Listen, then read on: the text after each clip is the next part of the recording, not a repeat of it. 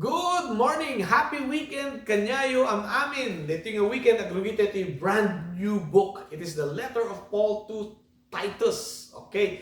Sino ni Titus? Well, in the New Testament, awan una iti information tayo ni Titus. We know though, na isuna ka companion ni Paul, trusted companion. Amo tayo nga believer isuna. Amo tayo nga hentil isuna, Gentile. Hanisuna nga Jew. Dito lang tayo amo tayo. And amo tayo nga imbati ni Paul ni Titus ejecrit to do three things. Number one, to organize the church, and he was going to organize it by appointing the leaders. Number two, to again deal with false teachers. Adugamin ti false teachers na talaga. They're everywhere. And pangatlo, to teach proper conduct. Na mo dagiti tao ejecrit no kasano ti gusto nga pinagbiag that pleases the Lord. Amen. Data ti purpose ni Titus. And most scholars believe that Paul wrote this letter between AD 62 and AD 64. This is a personal letter to Titus. Intensyon ni Paul, mabasa tayo ang amin. And this is for every believer, including you and me. Amen. And so in the next few days, weeks, maybe months, we will try our best to go through this book. We will explore it, study it, understand it, and apply the truths that we learn in our lives. Amen? Before we do that, let's pray. Heavenly Father, thank you man tinted yung oportunidad na adalin mi iti saray tayo. Thank you, Lord, for this book of Titus that we're going to study. May you bless our time together. In Jesus' name we pray. Amen. Hallelujah. Ti-text tayo, chapter 1, verses 1 to 4. Basad from the New Living Translation. Okay?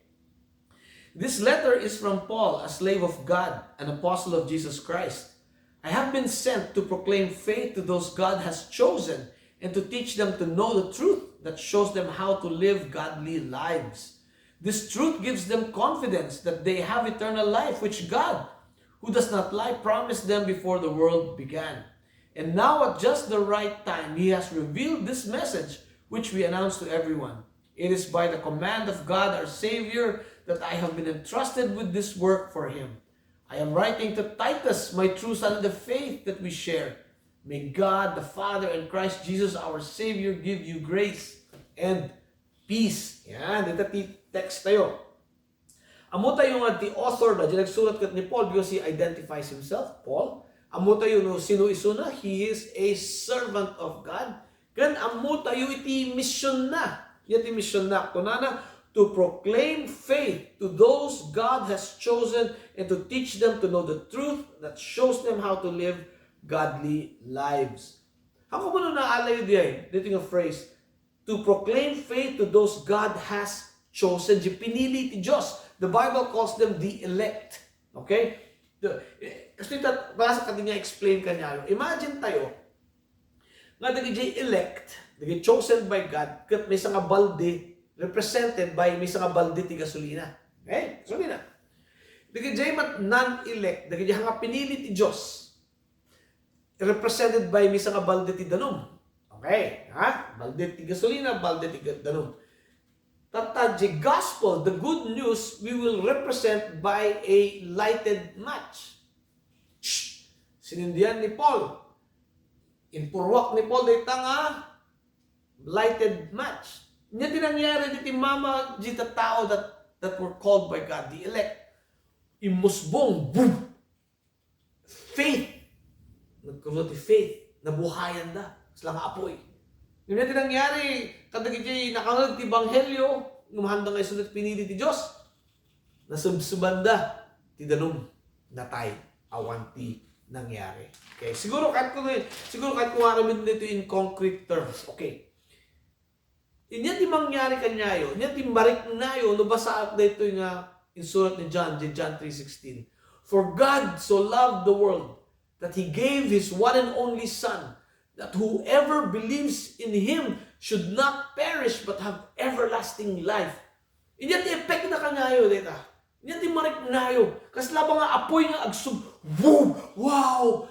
We are full of gratitude for God. We are full of hope in God. Hallelujah! Praise the Lord. Or, wala lang.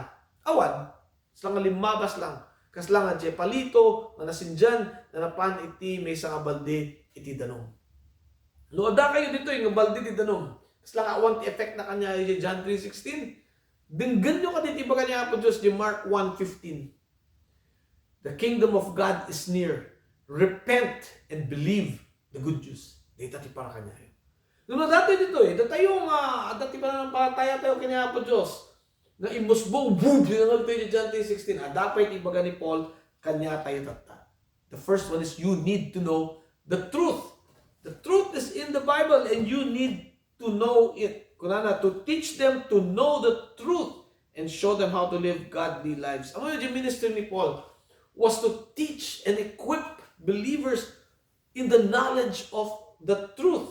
Gamin, coming to faith in Christ is different from growing in faith in Christ. Ulita ka, coming to faith in Christ, kahit nasa uwan, intid tayo, ti pamati tayo kinapo Diyos, nga amo tayo nga isunay, tinangisalakan kanya tayo, tanatay isunay ti cross, tapno pang bayad ti basol tayo. Data iti coming to faith in Christ. Now, growing in Christ is we need to know the Bible, tapno di, amo tayo ti Biblia, may pakat tayo iti biyag tayo, tapno masukatan ti biyag tayo, a life that is pleasing to God. Data iti growing in faith. Kung ni Paul, faith that leads to godliness. Inya pa dito yung godliness. The word dito sa ni Paul, the Greek, eusebia. So, dinagan, eusebia. Kaya nasawin, God-centered way of life marked by reverence, devotion, and practical obedience. Okay? God-centered life marked by reverence, devotion to God, and practical obedience to God. In Scripture, godliness unites the right belief with right behavior that comes from regeneration empowered by the Holy Spirit. So the right behavior, which is sound teaching, must go hand in hand with godly practice or godly living or right behavior. Kailangan nagpuyog do data. Okay? To be honest, ado tayo mamok ka tao. No damagaw, ada pa pamati na kini Jesus Christ. Ba, ada one, ada faith ko kini Jesus Christ. Nung makita mo di pinagbiagda. Hanggang tugma, hanggang match, di bagbagada, kundi aramid da. Okay? Inya tinangyari, kasi nung mabalin dito Gamin, for most people that claim they have faith in Jesus Christ, di pinagkita. They only have cultural faith. Ito kat kung awagan ti cultural faith. Kaya tasawan, dito iti pinagdakulak, dito iti insunod na kanya, kinibingak. Cultural faith lang. I want the saving faith da. And you know how I know? No damaga bisuda. Okay, mamati ka kay Jesus Christ. Can you describe me your faith? Huh? What do you believe? Huh? Basta mamati ka kay Jesus. Mereka, kasano nyang iti pamatsyam. Nyang iti pamatim. Tapos na dumagang, apay nga mamati ka. Apay. Awanan.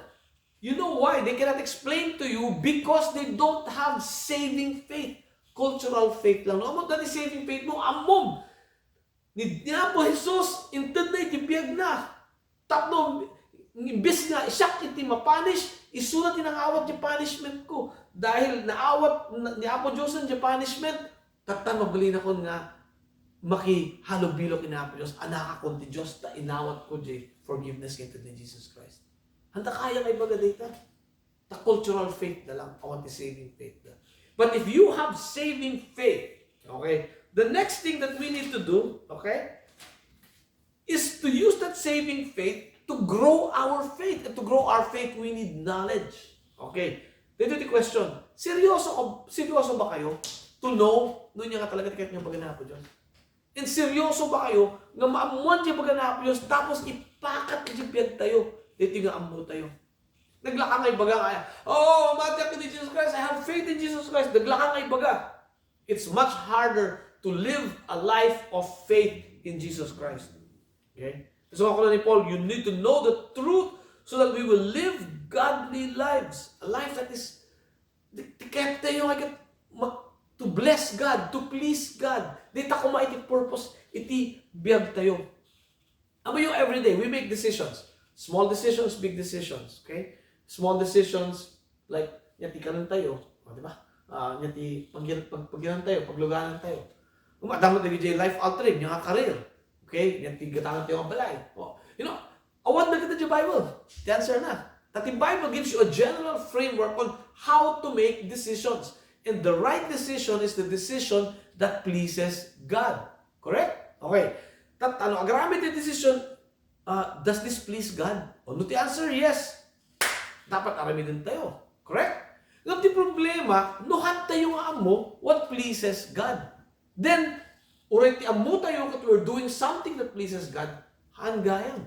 I'll give you an example. Mano ti tao, Agros Rosario, inaldaw, sige, Ave Maria, ti amo da, they're pleasing God. But in reality, they're not. Because this does not please God.